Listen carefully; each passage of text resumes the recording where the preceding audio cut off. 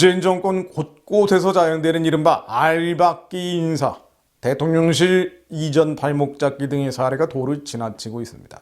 청와대 측은 인사, 사람을 배치하는 인사는 임기 말까지 대통령 몫이라고 말하고 있습니다. 그러나 윤석열 대통령 당선인은 새 정부와 장기간 일해야 될 사람을 전 정권이 지명하는 것은 바람직하지 않다고 반박하죠. 부동산 매매 계약에 비유하면서 집을 판 사람에게 아직 법률적 권한이 있다고 해도 마음대로 집을 고칠 수는 없는 것 아니냐고 했습니다.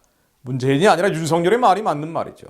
상식적으로도 내일 그만둘 대통령이 앞으로 몇 년간 새 정부에서 일할 사람을 임명하겠다는 것은 횡포입니다.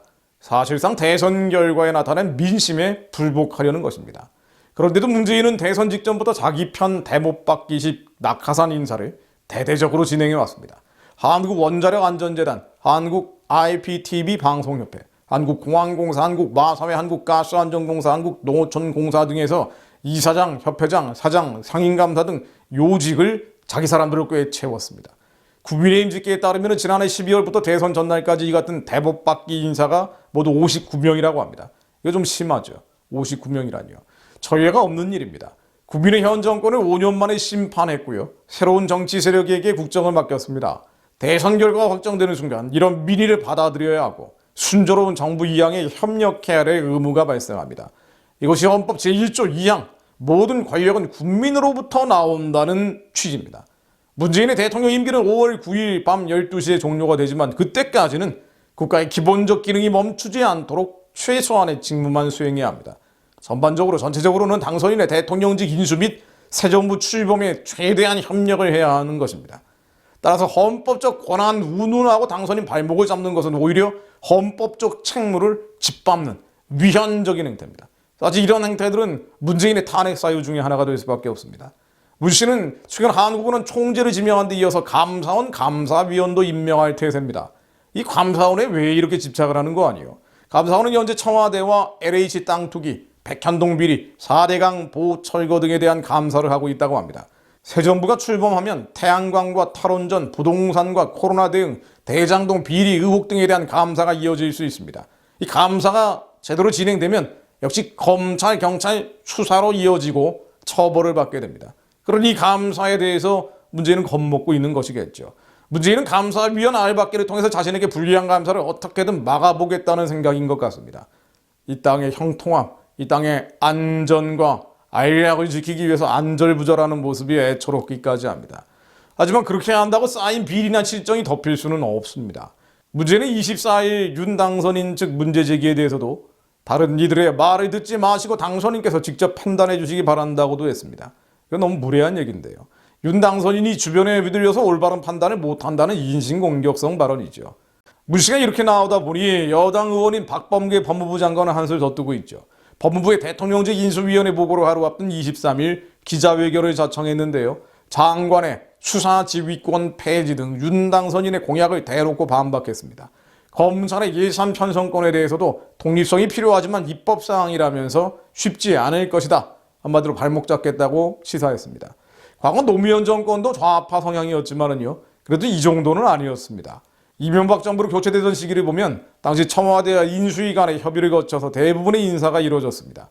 특히 노 대통령 퇴임 2주 전에 이루어진 경찰청장 임명은 이 당선인 측이 결정한 것이라고 합니다. 인수위의 임기 말 인사 자제 요청에 당시 청와대 대변인은 최대한 협조할 것이다 라고도 했었죠. 일부 논란이 없지는 않지만 불가피한 인사는 인수위 측의 의견에 따랐다는 것입니다. 당시 대통령 비서실장이 문재인이었죠. 그런데 현재 문 씨와 청와대의 태도는 180도 달라졌습니다. 사실상의 대선 불복이고 헌법상의 민주적 기본 질서를 인정하지 않으려는 태도입니다. 안타까운 일입니다만 이들이 여전히 북한과 연계해서 국회의 다수 의석을 장악하고 있고 사회 곳곳에 문화 권력을 점유하고 있는 것이 부인하고 싶지만 부인할 수 없는 대한민국의 현실이기도 합니다. 자, 어수선한 세상 얘기는 잠시 접어두고요. 완전하신 말씀 믿고 기도하고 마무리하겠습니다. 시편 112편 1절 말씀입니다. 하나님과 여호와를 경외하며 그 계명을 크게 즐거워하는 자는 복이 있도다. 그 후손이 땅에서 강성하며 정직자의 후대가 복이 있으리로다. 저 영영이 요동치 아니하며 의인은 영원히 기념하게 되리로다. 그리고 흉악한 소식을 두려워 아니하며 여호와를 의뢰하고 그 마음을 굳게 정하였도다. 그 마음이 현거하여 두려워 아니할 것이라. 그 대적에 밟는 보응을 필경 보리로다. 저가 재물을 빈궁한 자에게 주었으니 그 의가 영원히 있고 그 뿔이 영화로이 들기리로다. 악인의 일을 보고 한하여 이를 갈면서 소멸하리니 악인의 소욕은 멸망하리로다. 악인의 소욕은 멸망하리로다. 즉 우리가 눈에 보이는 현실은 악이 승승장구하고 선한 이들 하나님의 두려워하며 경외하는 자들은 숨어버리고 교만한 자들의 뿔이 높아진 것 같으나 하나님께서는 말씀을 믿으며 기도하는 자들이 남아있는 한 그 기도에 반드시 응답하실 것을 저희들이 믿습니다.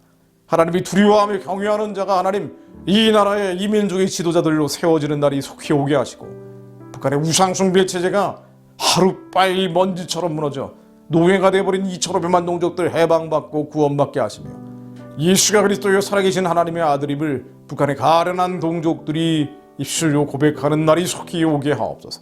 하나님 그를 위해 여호와를 대적하는 세력들, 김일성, 김정일, 김정은을 신으로 섬기는 자들, 교만한 자들, 하나님을 대적하는 모든 교만한 권세들이 한반도 남과 북에서 예수의 이름으로 무너지게 하시고 악인의 소욕이 멸망할 것이라는 말씀이 한반도 남과 북에서 응하게 하옵소서. 김일성 우상숭배 세력들과 남쪽까지 뻗어있는 추종 세력들이 예수 그리스도의 이름으로 무너지게 하시고 그들의 소욕이 멸망되게 하옵소서. 하나님을 두려워하며 경외하는 자들의 의가 영원히 있게 하시며 그 뿔이 영화로이 들게 하사 언젠가는 이 나라의 하나님 경건한 자들이 대통령으로 지도자로 세워지는 날이 속히 오게 하옵소서. 그 날이 올 때까지 새 정부의 하나님 아버지 기름 부어주시오. 한국의 교회 한민족 교회가 경건하고 단정한 중에 고요하고 평안한 생활할 수 있도록 하나님 아버지 역사하여 주옵소서. 주님나라의 의를 누리는 자들, 우리의 다음 세대 미래 세대 청년들 가운데 오직 예수 이름으로 사는 의인의 세대가 속히 일어나게 하옵소서. 저희들이 그런 이들이 되게 하옵소서. 예수 그리스도 이름으로 기도드립니다.